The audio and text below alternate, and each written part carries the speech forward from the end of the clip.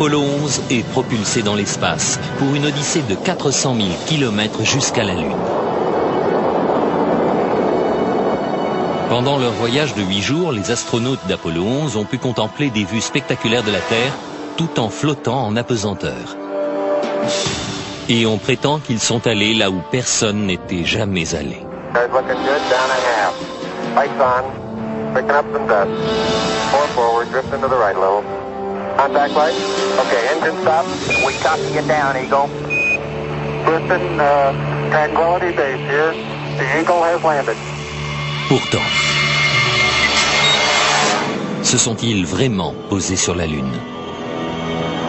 La plupart d'entre nous le croient. Des millions de personnes ont vu à la télévision le module lunaire se poser et entendu prononcer ces paroles inoubliables. That's one small step for man, one giant leap for mankind.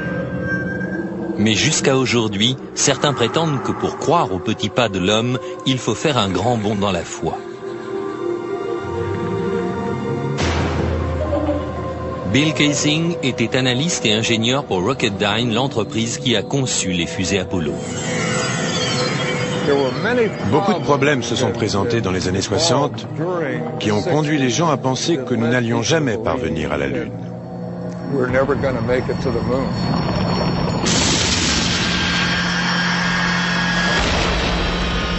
Il y a 30 ans, Bill Kaysing regardait avec le reste du monde Apollo se poser sur la Lune.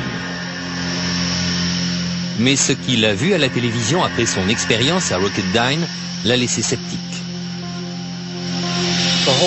À l'époque, tout ça m'a paru bidon. Je pense qu'intuitivement, je savais que ce qu'on nous montrait n'était pas vrai. En étudiant les images de plus près, il fut choqué de trouver plusieurs invraisemblances.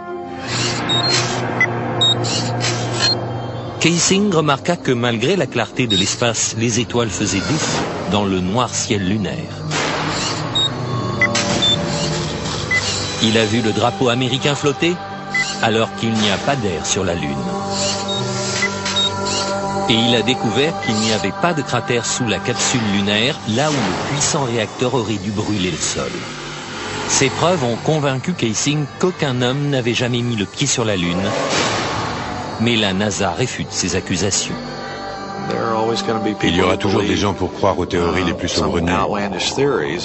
Et l'idée que je ne sais comment nous aurions pu simuler une expédition lunaire est assez saugrenue. Aussi saugrenu que cela puisse paraître, on estime que pas moins de 20% des Américains pensent qu'on n'a jamais marché sur la Lune. Mais comment croire que l'un des plus grands moments de l'histoire de l'humanité est une imposture? La NASA a-t-elle vraiment pu tromper le monde entier?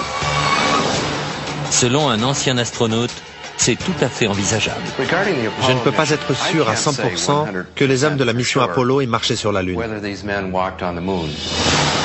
Brian O'Leary était astronaute à la NASA dans les années 60 et il fut employé comme conseiller scientifique pendant les missions lunaires Apollo.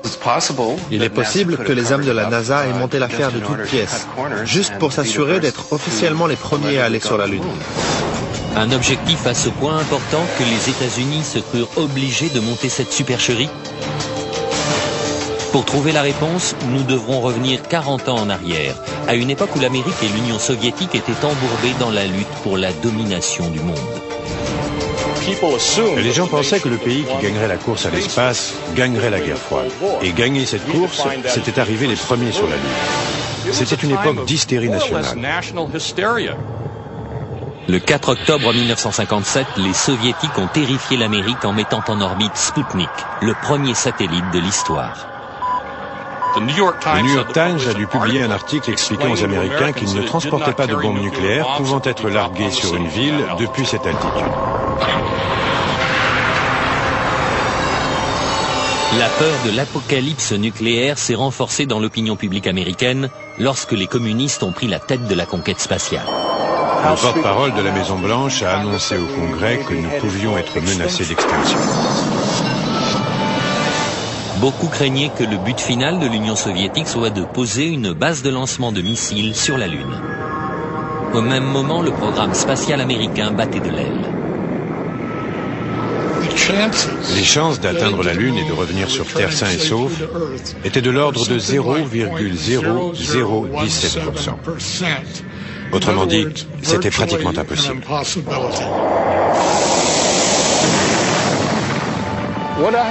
Ce qui s'est vraiment passé d'après moi, c'est que dans les années 60, on s'est dit, ce qu'on ne peut pas faire, on peut toujours le feindre. Mais si les missions Apollo étaient vraiment simulées, comment a-t-on pu mener à bien une pareille imposture? D'après Kaysing, le décollage de la fusée Saturn V a vraiment eu lieu, mais elle n'a jamais envoyé d'astronautes sur la Lune. Les astronautes sont partis avec Saturn V. Ensuite, et cela explique leur disparition, ils sont juste restés en orbite autour de la Terre pendant 8 jours. Et pendant ce temps-là, on a montré ces images truquées d'astronautes sur la Lune. Mais le 8e jour, la capsule de commande s'est séparée du véhicule et a atterri, comme on a bien sûr pu le voir en images.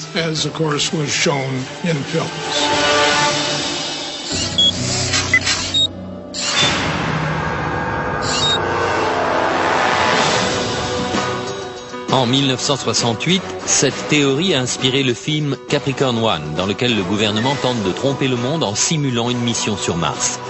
We do not claim this planet in the name of America. We claim it in the name of all the people of the planet Earth.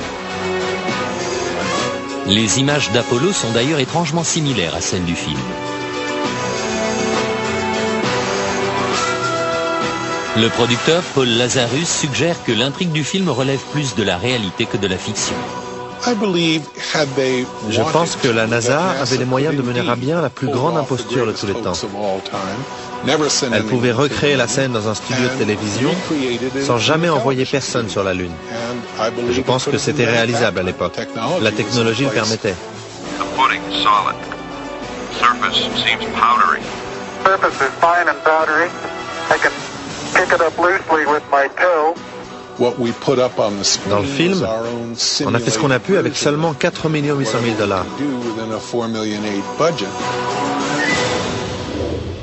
Mais selon Kaysing, avec ses 40 milliards de dollars de budget, la NASA avait les moyens de monter un canular. Je crois que l'État et la NASA ont simulé l'alunissage tout simplement parce qu'il était techniquement impossible d'y parvenir. Ils ont dû trouver une solution de rechange pour l'opinion publique.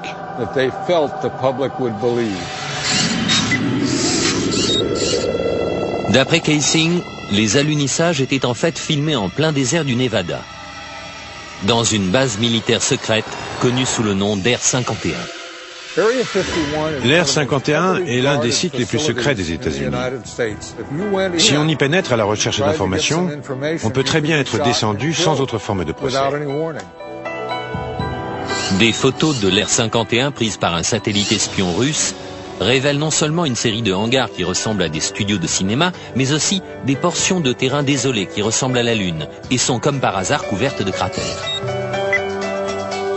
Comparez cette photo d'un cratère lunaire officiellement prise depuis l'orbite de la Lune par Apollo 10 avec cette photo satellite d'un cratère de l'Air 51.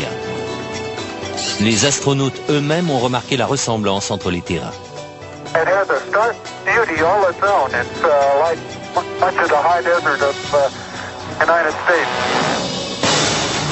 Est-ce qu'on a vraiment pu faire croire à des milliards de personnes que le désert du Nevada était la Lune? Kaysing pense que c'est possible, et que c'est peut-être la vraie raison pour laquelle l'Air 51 est soumise à une telle quarantaine. C'est une base très secrète et pour cause. Sans l'ombre d'un doute, les décors lunaires sont encore là. Et s'ils y sont, on n'est pas prêt de pouvoir y jeter un coup d'œil. Dans la suite de ce programme, si le module lunaire s'est posé avec une poussée de 5000 kg, comment se fait-il que l'explosion n'ait pas donné naissance à un cratère? Cette empreinte de pied a-t-elle bien été faite sur la Lune? 10 astronautes sont morts dans d'étranges circonstances. Jusqu'où étaient prêts à aller ceux qui ont organisé cette imposture?